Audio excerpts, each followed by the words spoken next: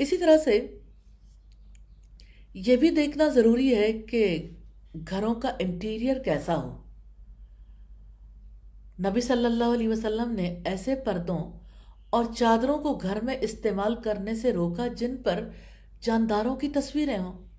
سیدہ عائشہ کہتی ہیں کہ رسول اللہ میرے پاس تشریف لائے تو میں نے اپنے گھر کے سائبان پر ایک پردہ لٹکایا ہوا تھا جس پر تصویریں تھیں۔ جب آپ نے انہیں دیکھا کھینچ کر پھینک دیا۔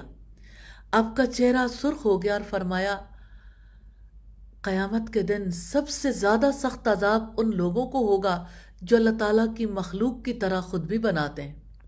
سیدہ عائشہ فرماتی ہیں کہ میں نے پھر ان سے 1 یا 2 تکیے بنا لیے۔ اور اب دیکھیے کہ وہ گھر جس میں رحمت کے فرشتے نہ آئیں، اس گھر میں خیر کب باقی رہے گی؟ نبی صلی اللہ علیہ وسلم نے فرمایا، جس گھر میں کتا اور جاندار کی تصویر ہو اس میں فرشتے داخل نہیں ہوتے۔